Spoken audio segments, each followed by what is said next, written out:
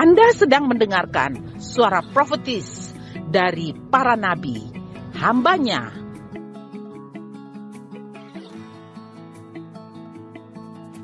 Dengarkanlah dan lakukanlah perintah Tuhan melalui para nabi, maka engkau akan berhasil. Selamat mendengarkan.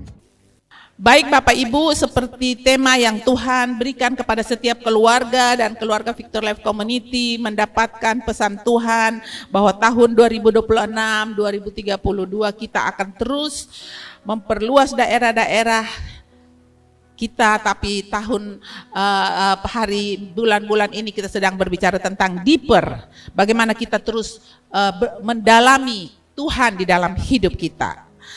Topik yang akan kita bicara hari ini tetap menyala sampai Raja datang. Karena pada waktu Yesus datang pertama kali, dia datang untuk menebus kita. Dia datang untuk memberikan kepada kita kuasa menjadi anak-anaknya. Dan ketika dia datang kedua kali, dia akan datang sebagai raja, sebagai mempelai. Itu kata Alkitab 2 Petrus 1 ayat 16 berkata, kita baca sama-sama, sebab kami tidak mengikuti dongeng-dongeng isapan jempol manusia ketika kami memberitahukan kepadamu kuasa dan kedatangan Tuhan kita Yesus Kristus sebagai raja. Nah, jadi Yesus akan datang sebagai raja. Bahkan orang yang dihukum bersama-sama disalib pun dia berkata di dalam Lukas 23 ayat 42, Yesus, ingatlah akan aku apabila engkau datang sebagai raja.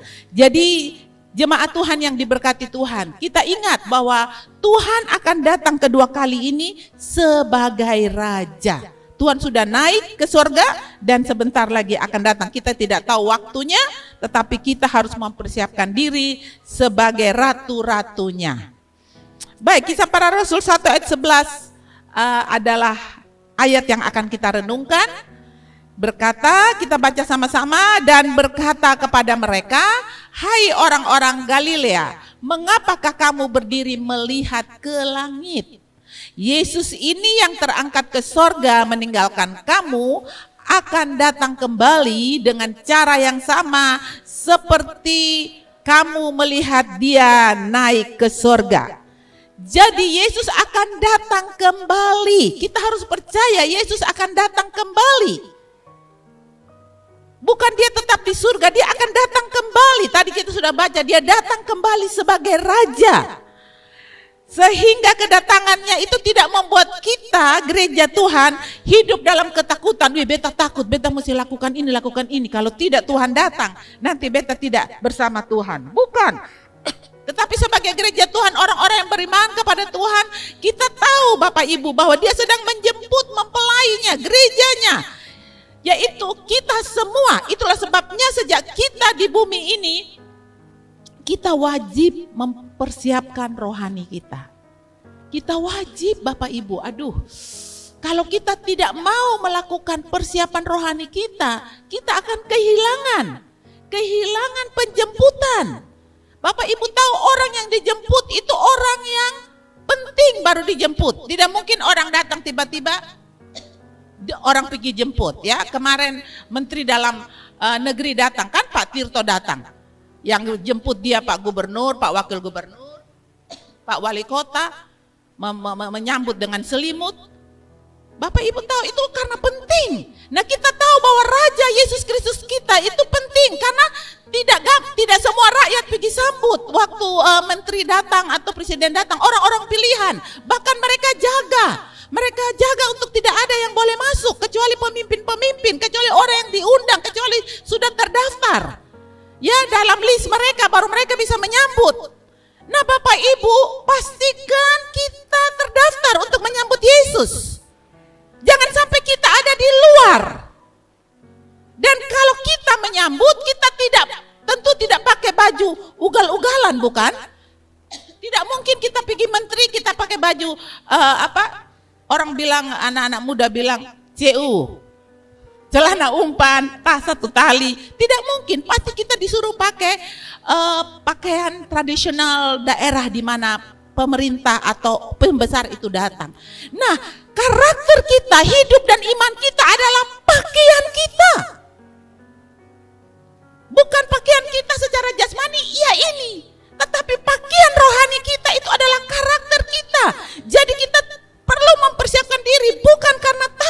Bapak Ibu.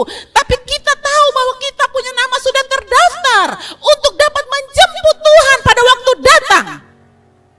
Jangan sampai kita tidak ikut menjemput karena nama kita tidak terdaftar.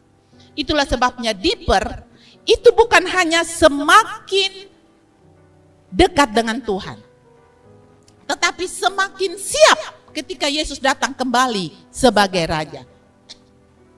Jadi orang yang dekat juga bisa aja omong kosong.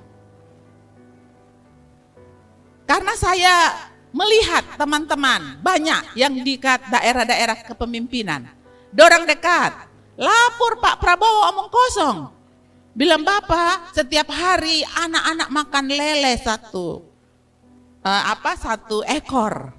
Wah, sapi dipotong sekian ribu sapi di seluruh Indonesia. Padahal omong kosong.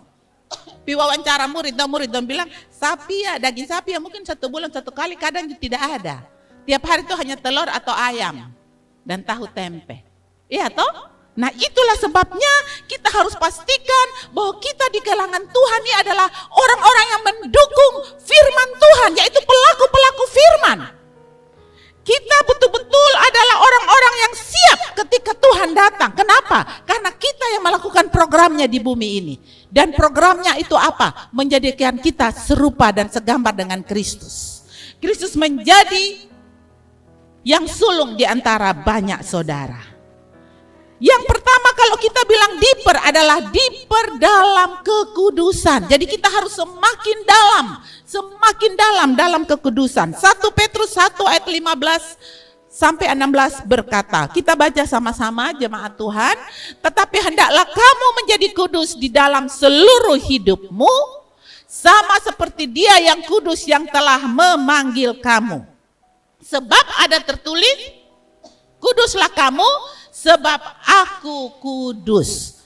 Tuhan memerintahkan kita untuk kudus, itu bukan berarti kita tidak bisa. Kalau Tuhan suruh kita berarti kita bisa. Kenapa? Karena bukan kita lagi yang hidup, tapi Kristus yang hidup di dalam kita. Dan kalau Kristus itu kudus, otomatis hidup kita juga dikuduskan. Karena kudus, bahasa aslinya artinya dipisahkan atau dikhususkan. Jadi kita disebut gereja karena gereja itu artinya keluar dari suatu komunitas yang tidak dipanggil menjadi komunitas yang dipanggil atau dipilih. Jadi kita ini telah dipisahkan khusus untuk disiapkan. Kita telah disiapkan untuk menjemput Raja kita. Makanya kita deeper dalam kekudusan. Ada 2 sikap yang harus dimiliki oleh kita yang hidupnya kudus. Yang pertama, kita semakin dekat kepada Tuhan. Semakin dekat kepada Tuhan, semakin kita hidup berkenan kepadanya. Jadi makin dekat nih bukan saya pergi dekat Ibu Mary lalu saya pergi dekat dia, begitu. Bukan. Semakin dekat tuh berbicara tentang hubungan. Semakin kita mengenal seseorang, semakin kita tahu. Seperti suami istri ya. Suami istri itu kita lihat mereka punya mata, sen kita sudah tahu dia tuh mau apa. Itu yang maksudnya. Hubungan yang dekat dengan Tuhan. Jadi kalau dia bilang semakin kita dekat dengan Tuhan, semakin kita bisa hidup di dalam pengenalan kepada Tuhan. Jadi dekat ini bukan maksudnya langkah kita duduk bersebelahan atau semakin dekat. Ini maksudnya hubungan kita. Hubungan kita harus semakin dekat kepada Tuhan. Seperti suami istri, kita saling mengenal baru menikah. Lebih dalam lagi mengenal terus menerus. Sehingga kita bersatu. Kita menjadi satu. Itu maksudnya kekudusan. Jadi kekudusannya memenuhi kita. Suami istri itu lama-lama mukanya bertarik. Kenapa? Karena kita tuh saling dekat. Lama-lama mukanya hampir sama. Kenapa? Karena kita sama. Nah demikian kalau kita semakin dekat dengan Tuhan, kita diproses, kita disiapkan menjadi umat yang kudus, maka kita punya hidup Tuhan akan mentransfer kekudusannya untuk kita. Itu yang kita perlu tahu. Sebab kalau kita tidak betul-betul mengerti, maka kita tidak mengasihi Tuhan. Kita tidak bisa lagi hidup benar. Kenapa? Karena kita tidak mengenal siapa Tuhan. Jadi kalau kita mengasihi Tuhan, kita hidup benar-benar dengan Tuhan, maka kita pasti mau menyenangkan hati Tuhan. Di kitab Yakobus berkata demikian, Bapak Ibu, setan itu dia tahu firman. Bahkan dia takut Tuhan itu sampai dia gemetar. Tetapi satu hal yang tidak bisa setan lakukan adalah melakukan firman. Jadi kalau kita mau kalahkan setan, caranya melakukan firman. Alkitab berkata, tunduklah kepada Allah, maka iblis akan lari daripadamu. Tunduk itu bukan tunduk-tunduk begini, tapi tunduk artinya ketika saya mengampuni orang yang bersalah kepada saya, iblis lari. Saya tidak pahit lagi. Ketika saya punya uang sedikit pas-pasan, tapi saya percaya bahwa firman Tuhan berkata, berilah maka kamu akan menerima, maka saya bertindak sesuai firman Tuhan, maka saya hidupnya pas ada. Pas ada tuh artinya mau butuh ada, mau butuh pas ada. Pas mau pergi di Jakarta, tiket ada. Pas mau pergi di Australia, tiket ada. Pas mau pergi kemana saja, tiket ada. Makanan ada, tempat tinggal ada. Itu namanya kita melakukan firman. Firman Tuhan tidak pernah akan terjadi dalam hidup kita kalau kita tidak melakukan. Jadi mengasihi Tuhan artinya kita melakukan firman. Bahkan kitab Yakobus bilang kita sudah mendengar firman, kita sudah mengetahui firman, tapi kalau kita tidak melakukan firman, kita menipu diri kita sendiri. Nah, bayangkan kita menipu diri ini. Kita udah tahu bahwa ampunilah seorang akan yang lain, tapi kita tidak mau mengampuni, berarti kita menipu diri kita sendiri. Itu berarti kita tidak mengasihi Tuhan. Mengasihi Tuhan itu bukan slogan I love you Lord atau kita menyanyi puji-puji Tuhan. Mengasihi Tuhan itu adalah hidup sesuai dengan firman yang diperintahkan Tuhan. Jadi kalau kita mau untuk mengasihi Tuhan seperti dalam Korintus 5 ayat 14, Kristus punya kasih itu sudah menguasai kita. Sebab kasih Kristus yang menguasai kami. Jadi kalau kasih Kristus menguasai kita, jemaat Tuhan yang diberkati, maka hidup kita ini penuh dengan kemuliaan Kristus. Karena Kristus itu adalah kasih. Kasih itu apa? Kasih itu lemah lembut. Lemah lembut itu artinya mau dibentuk. Kasih itu murah hati berarti tidak kikir. Kasih itu apa lagi? Melupakan kesalahan orang lain. Kasih itu panjang sabar. Kasih itu rendah hati dan seterusnya. Nah, dikatakan bahwa kasih Kristus menguasai kami. Artinya firman yang tadi saya sudah ucapkan, kasih itu di 1 Korintus 13, itu menguasai hidup kita. Kalau menguasai artinya memenuhi. Penuh, kuasai itu. Kita tidak bisa bikin apa-apa lagi kecuali mengikuti apa yang diarahkan. Itu namanya kuasai. Jadi kalau saya dikuasai oleh peraturan, maka saya tidak bisa langgar. Saya harus mengikuti peraturan tersebut. Itulah sebabnya kita dikuasai oleh apa, Bapak Ibu Saudara yang kekasih? Kita dikuasai oleh kasih Kristus, kita dikuasai oleh kebenaran firman-Nya. Maka kita tidak bisa melakukan yang lain kecuali melakukan firman yang disuruhkan Tuhan kepada kita. Kalau tidak, kita tidak bisa. Jadi kalau ada nasihat dari Tuhan melalui hamba-hamba Tuhan, Bapak Ibu jangan lihat kekurangan. Namanya juga manusia ya. Manusia itu punya banyak sekali kekurangan. Tetapi Bapak Ibu harus percaya bahwa Tuhan bisa pakai siapa saja. Wong keledai aja Tuhan bisa pakai. Apalagi manusia. Tuhan bisa pakai walaupun dia, itu nanti dia berurusan dengan Tuhan. Itu nanti Tuhan yang membalas, kita tidak perlu. Tetapi selama kita dengar arahan dari hamba-hamba Tuhan, saya punya password hidup atau saya punya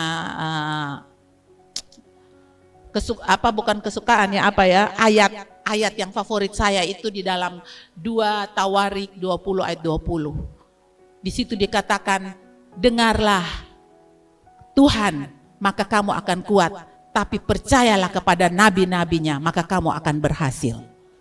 Makanya kalau nabi-nabinya, hamba-hamba Tuhan ngomong, saya langsung percaya. Walaupun secara manusia itu tidak masuk akal. Tapi saya percaya. Supaya apa? Berhasil. Jadi mari kita dengar, ada news, ada berita-berita yang disampaikan kepada kita jemaat Tuhan untuk kita lakukan. Mari kita lakukan. Itu yang tandanya Kristus menguasai kita. Kalau kita mengasihi Tuhan, maka tentu Tuhan akan memperhatikan kita karena firman-Nya tidak gagal. Nah, hubungan kita dengan Tuhan, semakin kita mengalami kasih karunia-Nya, kesetiaannya, semakin muncul kerinduan dalam hati kita untuk hidup yang menyenangkan hatinya. Jadi kita jangan lupa tentang kesetiaan Tuhan. Tuhan itu setia. Dulu nih saya nih, susahnya minta ampun. Ya, saya nih pernah menjadi pembantu rumah tangga waktu melayani Tuhan di Bandung. Sampai akhirnya saking menjadi pembantu rumah tangga, saking teladannya jadi pembantu rumah tangga, orang angkat saya jadi anak. Saya nih pernah jual-jual di pinggir jalan, jual nasi goreng, jual jual ayam goreng, sampai teman-teman saya datang, mereka beli 3 porsi padahal mereka berdua karena mereka suruh saya ambil 1 porsi supaya cerita kenapa hidup kamu nih seperti ini. Dulu kita susahnya minta ampun, tetapi kita tetap setia, firman Tuhan tidak pernah gagal.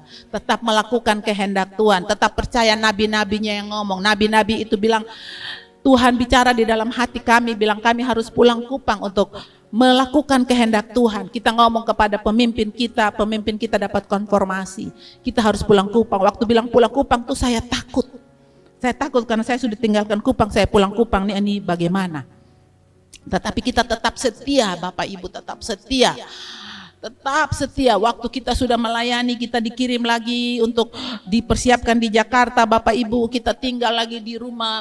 Rumah ini 1 kamar, saya di situ mandi. Itu Ella jadi saksi. Ella ada kok, datang gereja kok, Kak Ella. Ada kok, Kak Ella mana? Oh iya ada. Ella jadi saksi, Bapak Ibu. Makan di situ, masak di situ, tidur di situ. Sengsara. Tapi Tuhan selalu ingatkan saya, umat yang kubentuk bagiku akan memasyurkan namaku.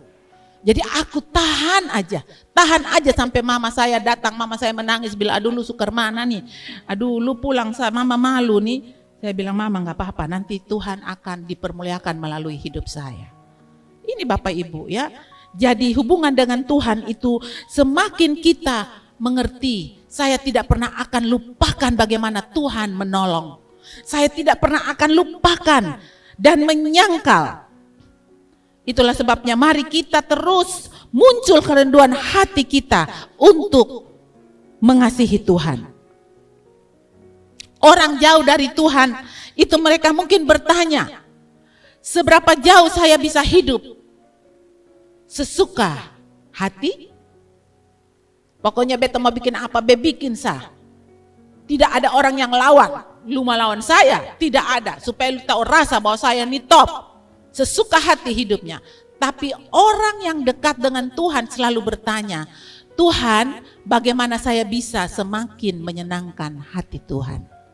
Kita mesti selalu bertanya kepada Tuhan, Tuhan, bagaimana ya saya hari ini? Jadi tadi kemarin kita mengambil keputusan karena Pak John harus menghadiri pentabisan gereja Gemit Sion di depan rumah kami, di dekat rumah kami.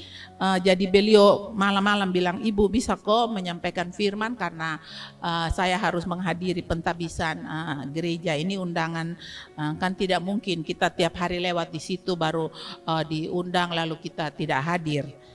Saya bilang iya bisa, walaupun dalam hati saya aduh ini kemana nih. Tapi saya percaya ketika saya bertanya kepada Tuhan, maka Tuhan bilang bukan kamu yang berbicara, aku yang berbicara. Jadi kita harus punya konsep bahwa kekudusan itu bukan tekanan. Saya tertekan. Biasa saya isap rokok, sekarang saya tidak isap rokok lagi. Saya tertekan, saya harus hidup kudus.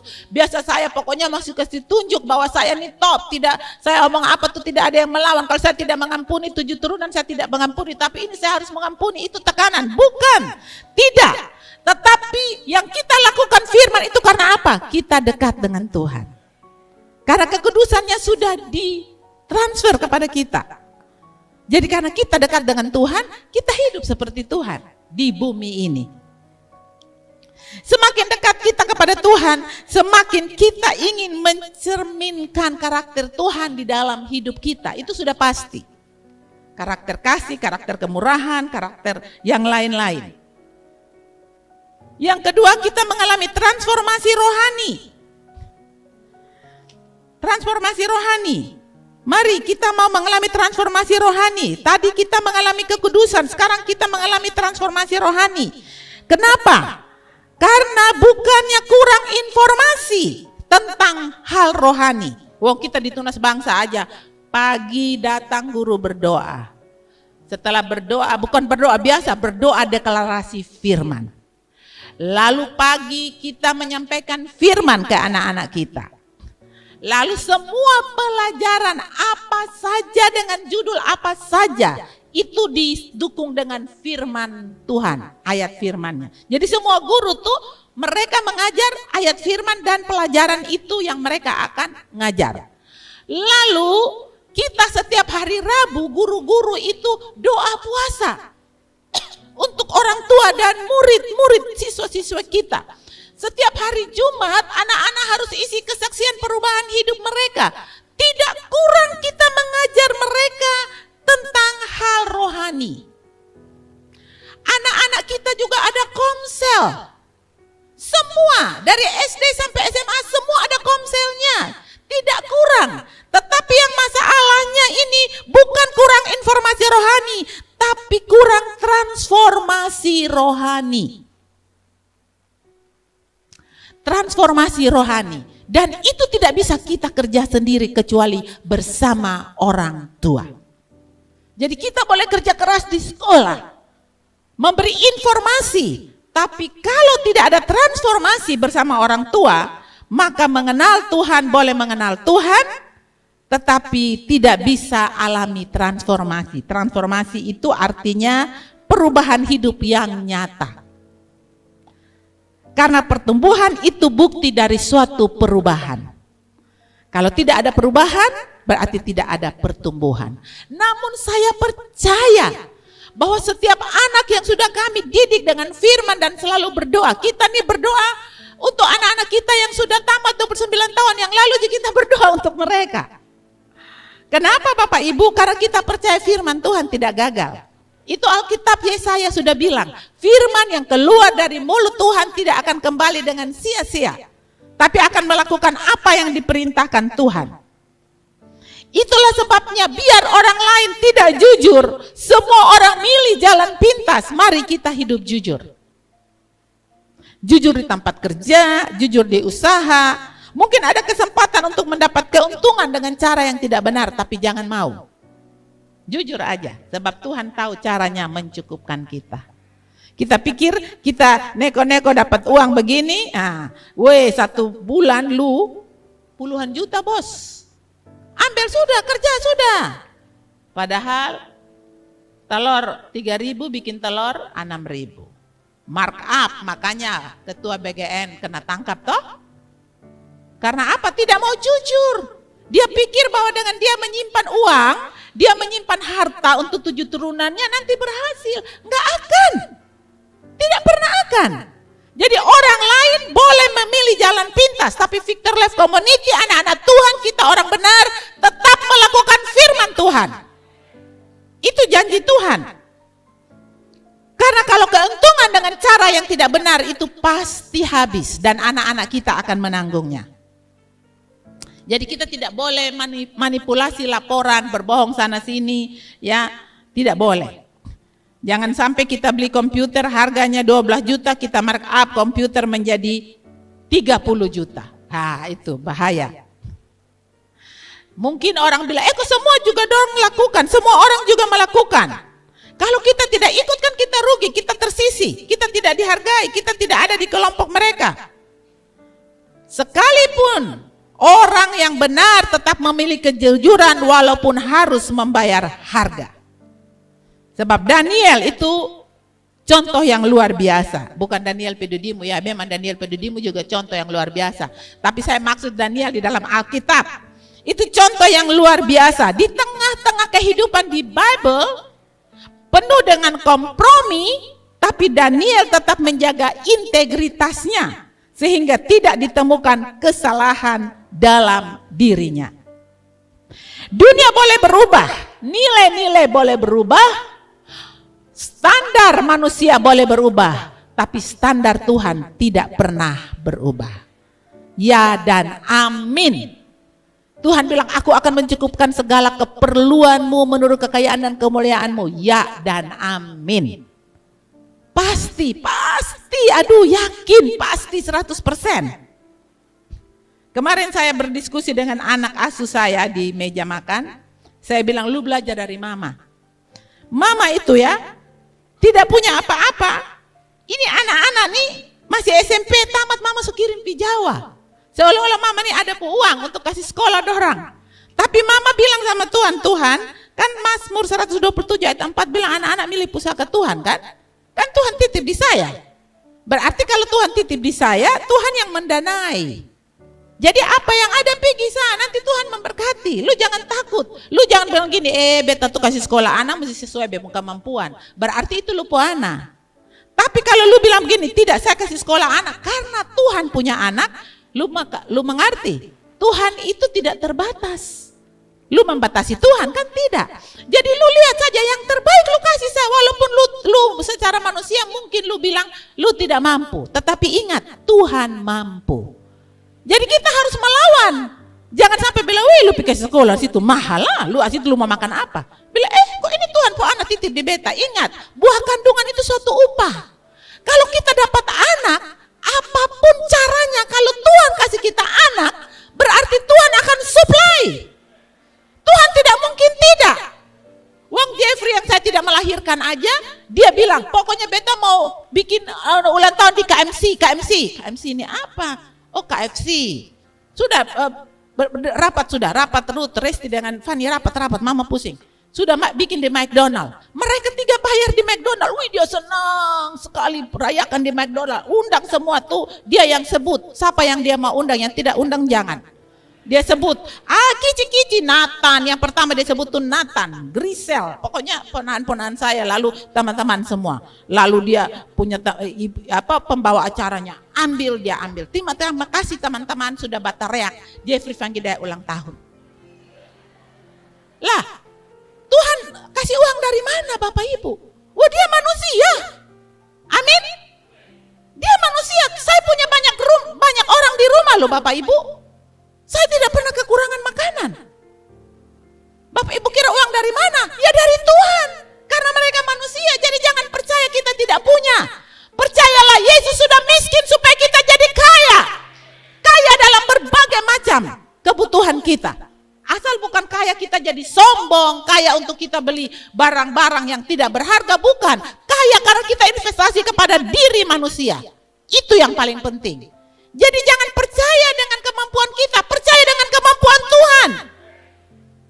Karena itu kita mesti menjaga integritas firman. Karena dunia berubah, tetapi firman Tuhan tidak pernah berubah. Hidup kudus, hidup benar, bukan berarti mengikuti apa yang sedang populer. Tidak, tetapi tetap melakukan apa yang firman Tuhan katakan itu benar. Karena firman Tuhan saja yang benar, di luar firman Tuhan tidak ada yang benar. Jadi kalau dunia menurunkan standar, anak-anak Tuhan dipanggil untuk tetap berdiri pada kebenaran. Amin. Jadi kita harus menjaga integritas saat tidak ada yang melihat. Ingat nilai kita VLT, integritas, berpegang pada kebenaran walaupun rugi. Jadi kita harus punya integritas, kalau kita janji kita harus melakukannya. Tidak boleh kita tidak melakukannya. Kita harus menjaga integritas kita. Menjadi terang di tengah budaya yang gelap. Kita harus datang tuh berbeda. Berbeda bukan cara pakaiannya, tapi berbeda dengan sikap kita. Ya, kita di mana tuh orang merasa ada Tuhan bersama. Ingat, sekalipun lilin itu pudar kecil nyalanya, tapi ketika dia masuk dalam kegelapan, ada cahaya yang menerangi. Gelap pasti kalah. Tidak pernah gelap mengalahkan terang, tidak pernah. Terang yang mengalahkan gelap. Jadi kita anak-anak Tuhan itu mengalahkan dunia ini. Dengan apa? Iman. Karena Alkitab bilang inilah kemenangan yang mengalahkan dunia, iman kita. Dan iman itu bukan percaya, tapi iman itu melakukan apa yang kita percaya. Melakukan firman. Percaya Tuhan mencukupkan semua kebutuhan kita. Yang penting kita tahu bahwa ini adalah standar yang Tuhan mau saya lakukan. Jangan sampai karena kesombongan, keangkuhan lalu kita buat standar sesuai seolah-olah Tuhan mau. Apalagi kita hamba-hamba Tuhan ini kan banyak sekali diperhatikan. Kita pakai baju bagus, dibilang, wih satu persembahan kok baju dong bagus-bagus. Kita pakai baju tidak bagus, dibilang, ih pendeta apa nih kok pakai baju tidak bagus. Ya kan?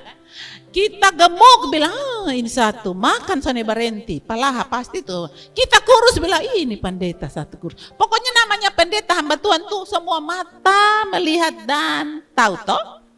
Semua salah habis. Kita lupa beri salam bilang, sone ada kasih. Ya toh? Kita memberi salam cup-cap bilang, terlalu lebe-lebe. Jadi tahu sah, ya itulah sebabnya susah. Tetapi kita harus tahu bahwa kalau itu firman Tuhan, biar kita ditinggalkan manusia, biar kita tidak disukai manusia. Yang penting Tuhan suka kita. Yang penting kita harus sikap hati harus benar. Kita harus tahu bahwa ini Tuhan yang suruh. Sebab kalau firman yang kita lakukan tuh ada resiko, Bu. Dan Susi, ada resiko. Firman yang kita lakukan tuh resiko menuntut harganya. Dunia kan tidak suka. Kenapa? Karena kita bercahaya, kita terang. Dia pasti gelap tersingkir. Dan dia tidak suka. Dia akan membuat kita punya pikiran ini percaya bahwa apa yang kita putuskan itu benar. Misalnya kita tidak suka, saya sudah tidak suka dengan Ibu Dorce Bana misalnya. Nanti kalau Ibu bilang bercerita dari Ibu Dorce, saya tersinggung. Lalu bercerita dan dia bikin apa? Tak usah bercerita dan dia. Nah, itu tidak baik. Ya kan? Saya harus mengampuni, menerima, melupakan, dan mengangkat dia kembali. Karena yang saya lakukan itu bukan untuk Ibu Dorce Tonino, maaf ya Pak, bukan Bana, Tonino. Bukan, saya bukan lakukan untuk Ibu Dorce Tonino, tapi saya lakukan untuk diri saya sendiri. Ingat Bapak Ibu, apa yang kita lakukan firman itu kita tidak lakukan untuk orang lain. Kita lakukan untuk diri kita sendiri, karena kita harus berpakaian mewah, berpakaian pesta untuk menyambut sang Raja. Raja yang akan datang itu hanya orang yang berpakaian pesta yang bisa masuk menjemput dia dan masuk dalam perjamuannya. Karena itu kalau kita dibentuk, jangan takut, jangan sedih, sebab memang betul kalau kita dibentuk itu kita akan menghasilkan buah yang banyak. Kalau kita tidak menghasilkan buah, ingat kapak sudah tersedia di batang pohon. Jadi mari kita mesti menjaga integritas kita, menjadi terang di tengah budaya yang gelap. Orang yang hidup menantikan Yesus tidak bermain-main dengan dosa.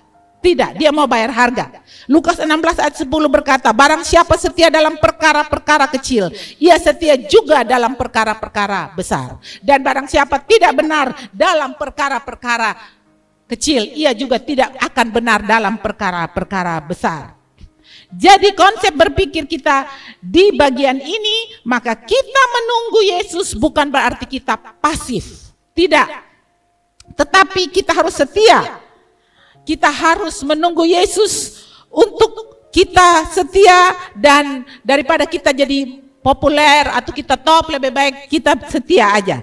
Tetap setia berdoa, setia melayani, setia melakukan keluarga kita untuk diperhatikan, setia dalam perkara kecil. Ingat nilai VLC tentang komitmen, penuh janji dan tanggung jawab walaupun rugi. Kita tetap komitmen pada janji hidup berjemaat. Komitmen untuk dukung visi 4 legasi VLC. Karena kesetiaan adalah bukti bahwa kita siap kapan saja Tuhan memanggil kita. Karena meninggal itu tidak perlu tua, meninggal itu tidak perlu muda, meninggal itu tidak perlu sakit, meninggal itu tidak perlu sehat. Waktu namaku dipanggil, aku ada. Karena Tuhan tahu sampai mana perjalanan kita. Bukan soal umur panjangnya, tapi soal kualitas hidup dan dandan kita dengan firman. Ingat Bapak Ibu, firman Tuhan berkata, setiap kali kita melakukan firman, kita sedang mendandani hidup kita. Jadi kalau kita tidak melakukan firman, kalau kita tahu saja firman, tetap kita tidak didandani. Kita hanya didandani kalau kita melakukan firman Tuhan. Itulah sebabnya kesetiaan itu bukti bahwa kita tetap ada dengan Tuhan kapanpun. Setia merupakan kebiasaan kecil tapi berdampak besar. Misalnya kebiasaan kecil yang sederhana, kita punya slogan, Tuhan memberkati. Tuhan memberkati. Salam, Tuhan memberkati. Itu bukan satu slogan biasa atau bukan karena sekedar kita mau sopan santun. Tapi kata memberkati itu sudah ada di dalam Bilangan 6 ayat 24 sampai 26. Tuhan memberkati engkau dan melindungi engkau. Tuhan menyinari engkau dengan wajahnya dan memberi engkau kasih karunia. Tuhan menghadapkan wajahnya kepadamu dan memberi engkau damai sejahtera. Jadi sejak perjanjian lama, kata atau ucap memberkati itu sebagai deklarasi iman atas kehidupan orang lain. Tuhan memberkati. Itu sama dengan kita sedang menabur kerajaan, menabur suasana kerajaan Allah dalam hidup orang lain. Sebab Lukas 10 ayat 5 berkata, kalau kamu masuk ke suatu rumah, katakan lebih dahulu, damai sejahtera bagi rumah ini. Itu Yesus mengajar murid-muridnya untuk membawa suasana berkat kemanapun mereka pergi. Jadi setiap kali kita berkata, Shalom, Tuhan memberkatimu, kita sedang membawa budaya kerajaan Allah yang diperintahkan Yesus untuk kamu ketemu siapa, ngomong siapa. Menghargai budaya kerajaan Allah dalam keadaan kita, sehingga lingkungan kita dampak lebih positif. Kita di Komsel, kita cerita-cerita, kita bilang iya kita harus ngomong sama binatang kita yang di rumah, sama pohon-pohon kita, berbunga ya, berbuah ya. Karena mereka itu makhluk hidup. Jadi mereka Tuhan memberkati. Nah Tuhan memberkati itu nanti biar sone musim bunga juga dia terus berbunga. Karena dia dapat Tuhan memberkati. Itu dampak lingkungan aja sudah begitu. Apalagi dampak kita menjadi saluran berkat dan penerima berkat. Bayangkan kalau petugas kebersihan atau tukang parkir atau pelayan toko ya atau ibu yang sedang lelah melayani, lalu orang lewat masa bodoh acuh tak acuh. Tapi ketika kita berhenti lalu kita bilang terima kasih Tuhan memberkati. Ya, mungkin hanya 5 detik kita ngomong itu. Kelihatannya itu biasa, tapi bisa aja itu menggerakkan hati mereka luar biasa. Mungkin kita tidak bisa memberkati semua orang dengan uang kita Bapak Ibu. Tapi setiap hari kita bisa memberkati banyak orang dengan perkataan kita. Tuhan memberkati. Itu salah satu kebiasaan kecil tapi berdampak besar. Menjadikan mulut kita sumber berkat. Karena orang yang hidup dalam kerajaan Allah bukan hanya suka menerima berkat. Tapi suka mengucapkan berkat. Ya, saya punya kesaksian ulang-ulang tuh saya tidak lupa. Saya bawa kelebihan barang di Bali. Ketika saya bilang Tuhan memberkati, itu Pak petugas bilang ibu kembali dulu. Saya bilang oh iya, saya mau pergi bayar nih. Oh iya karena ibu sudah bilang saya Tuhan memberkati kasih pulang, tak usah bayar biar jalan. Ya, lalu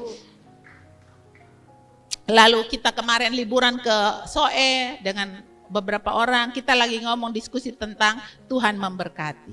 Tiba-tiba pemilik hotel itu turun. Lalu dia kasih saya segombok uang. Dia bilang, "Ibu, ini nanti bayar kamar ya, karena sekarang yang menjadi manajer di sini anak saya. Jadi ini ibu pakai 2 kamar, ibu bayar saja." Ini semua orang Kristen ya di sini ya. Semua kita tidak ada yang tidak makan babi. Besok saya punya sarapan, saya tambah sate babi. Lihat toh, itu kita baru ngomong Tuhan memberkati. Kemarin juga dengan saya dan Ibu Wila ngomong sama ibu orang DPR Papua. Kita duduk bersamping dengan dia di hotel, kita ngomong, kita bilang Tuhan berkati ibu, dia kasih keluar uang, kasih kita 2. Jadi memang kata Tuhan berkati itu luar biasa. Kalau kita bilang Tuhan berkati kita nah. Jadi kalau kita bilang Tuhan berkati, itu sebenarnya bukan untuk dia saja, tapi juga untuk kita yang ucap. Siapa yang punya suara, dia yang mengalaminya.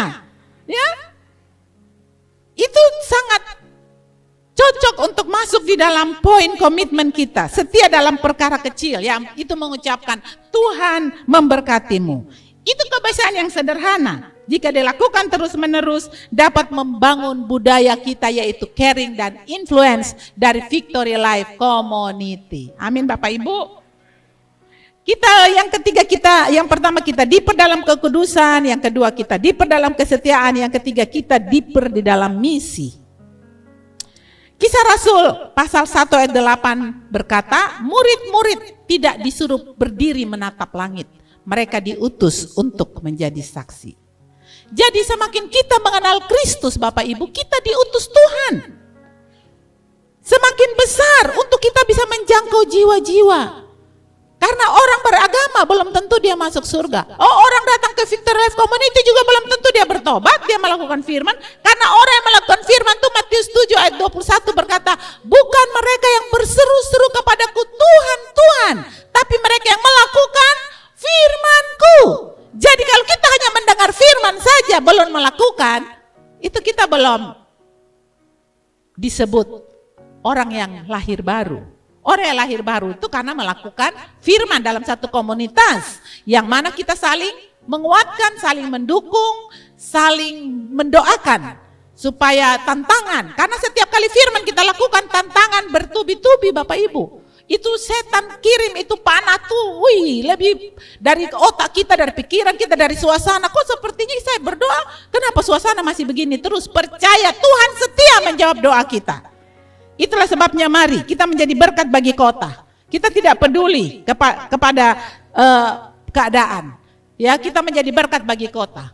Kita jual pakan dengan 8.000. Orang semua kaget. Orang ada jual dengan 12.000, dengan 10.000. Kenapa kita jual begitu? Kita tidak peduli. Kenapa? Karena kita mau jadi berkat. Kita mau jadi pengaruh bagi generasi ini. Kita mau kasih tahu bahwa kita bukan hidup dari roti saja, tapi dari setiap firman yang keluar dari mulut Allah. Jadi kita mau membawa caring dan influence ini supaya kita siap menyambut kedatangan Tuhan. Ada satu ilustrasi, suatu malam ada seorang bapak, ilustrasi lampu. Ya, ada seorang bapak, itu dia bilang, "Nak, papa akan pulang larut malam. Dan papa tidak tahu jam berapa papa akan pulang. Tetapi lampu-lampu ini kamu jangan matikan ya nak. Nanti supaya papa pulang tetap menyala." Nah, anak ini sudah jam 9 malam, tengah malam. Mungkin menjelang pagi dia tidak tahu ayahnya kapan pulang. Tetapi dia tetap tidak mau mematikan lampu karena dia ingat ayahnya janji untuk menjaga lampu menyala sepanjang malam. Waktu ayahnya tiba pulang, rumah itu terang dan siap menyambutnya. Karena dia terus menjaga lampu. Nah, Bapak Ibu, kita tidak tahu kapan Tuhan datang. Kita punya pelita harus terus menyala. Kita harus jadi 5 gadis yang bijaksana. Selalu menyiapkan minyak. Karena kita tidak tahu kapan Tuhan datang. Biarlah kita semakin dalam kekudusan. Kita semakin dalam kesetiaan kita kepada Tuhan. Dan kita semakin dalam untuk melakukan perintah Tuhan sebelum dia naik ke surga. Jadikanlah semua bangsa muridku. Mari Bapak Ibu, biarlah kita terus mengalami dalamnya persiapan kita, deeper, semakin dalam dengan Tuhan, sehingga kita siap menyambut kedatangannya. Baik, kita akan menyanyikan sebuah lagu, setia, setialah sampai mati. Biarlah kita terus setia dan tidak boleh tidak setia. Kita setia karena kita punya komunitas, kita punya komsel yang akan saling mendukung kita dan mengingatkan kita bahwa kita harus setia. Komsel itu perlu, kita perlu, komsel itu perlu. Kenapa? Karena di komsel itu kita saling menguatkan, saling mendukung, saling mengingatkan firman Tuhan. Mari kita respon.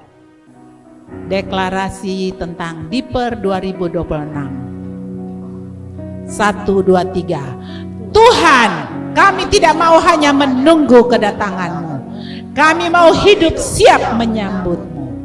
Bawa kami deeper dalam kekudusan, deeper dalam kesetiaan, di dalam misi kerajaan Allah. Ketika engkau datang kembali, kiranya engkau menemukan kami tetap menyala, tetap setia, dan tetap berdampak. Tuhan, kami memilih hidup kudus sampai engkau datang. Kami memilih tetap setia sampai Tuhan datang. Kami memilih tetap menjalankan misi sampai Tuhan datang. Jadikan kami gereja yang menyala, gereja yang berdampak, gereja yang siap menyambut kedatangan Tuhan. Dalam nama Yesus, amin.